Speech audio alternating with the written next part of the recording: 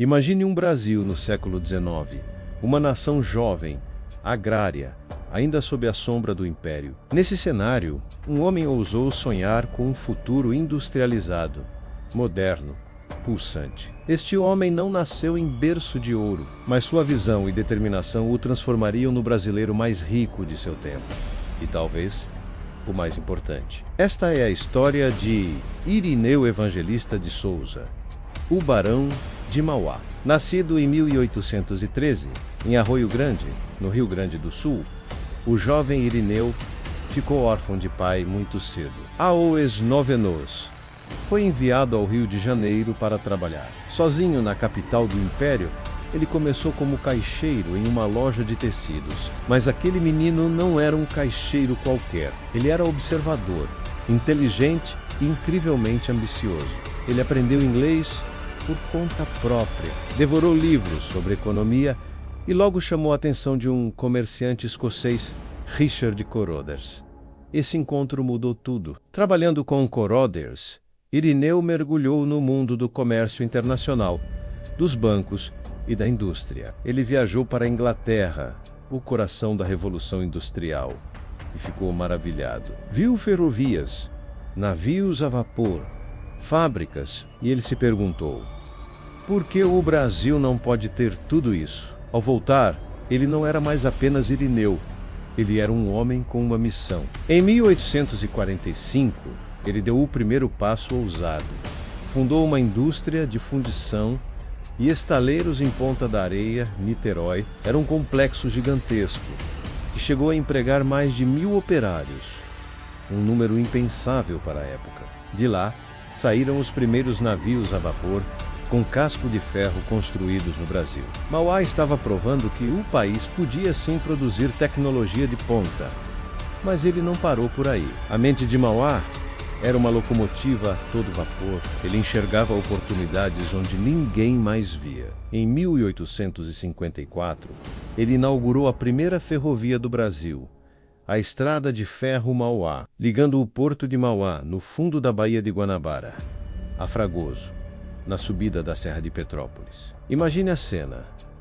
Dom Pedro II, o imperador, a bordo do primeiro trem, vendo o progresso rasgar o cenário rural, foi um marco. Mauá foi recompensado com o título de Barão de Mauá. O Império de Mauá crescia exponencialmente. Ele criou a Companhia de Iluminação a Gás do Rio de Janeiro, substituindo os velhos lampiões a óleo e transformando a noite carioca. Fundou companhias de navegação que conectaram o Brasil ao mundo e exploraram os rios da Amazônia. E sua maior audácia, a criação do Banco Mauá. MacGregor e Companhia, um banco com filiais em diversas capitais brasileiras e até em Londres, Paris e Nova York.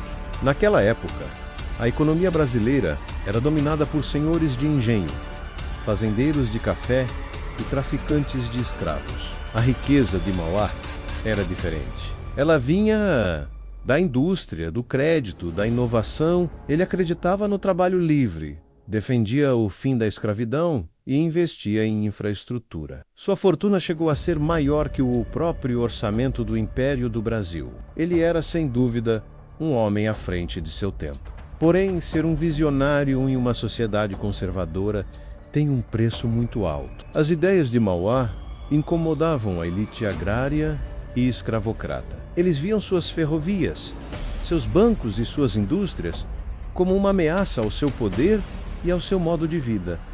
Para eles, o progresso que Mauá representava era perigoso. A concorrência com produtos importados, especialmente da Inglaterra, também era brutal. Suas indústrias lutavam para competir com a avalanche de manufaturados estrangeiros, que muitas vezes entravam no país com baixíssimos impostos. Mauá pedia por políticas protecionistas, que defendessem a indústria nacional. Mas seus apelos eram ignorados. O governo imperial, influenciado pela elite rural, preferia manter a economia focada na exportação de produtos primários. A tempestade perfeita começou a se formar. Uma crise econômica mundial em 1864, somada à desconfiança do governo e às sabotagens deliberadas, começou a abalar os alicerces do seu império. Há relatos de que seu estaleiro em Ponta da Areia foi alvo de um incêndio criminoso. Seus negócios no Uruguai foram duramente atingidos por conflitos políticos locais, nos quais o Império Brasileiro interveio, prejudicando os interesses de Mauá. O golpe fatal veio do próprio sistema financeiro. Uma lei bancária restritiva, conhecida como a Lei dos Entraves, limitou a capacidade dos bancos de emitirem dinheiro, sufocando o crédito que era a alma dos negócios de Mauá. Seus concorrentes e inimigos políticos usaram a crise para o tocá-lo de todos os lados. O Banco do Brasil, controlado pelo governo, tornou-se um rival implacável, pressionado, vendo seu império desmoronar. Mauá foi forçado a vender suas empresas uma a uma, muitas vezes por uma fração de seu valor real, apenas para pagar as dívidas e tentar salvar o que restava. Em 1875, veio o golpe final, a liquidação forçada do Banco Mauá. O homem que já fora o mais rico do Brasil estava, para todos os efeitos, falido.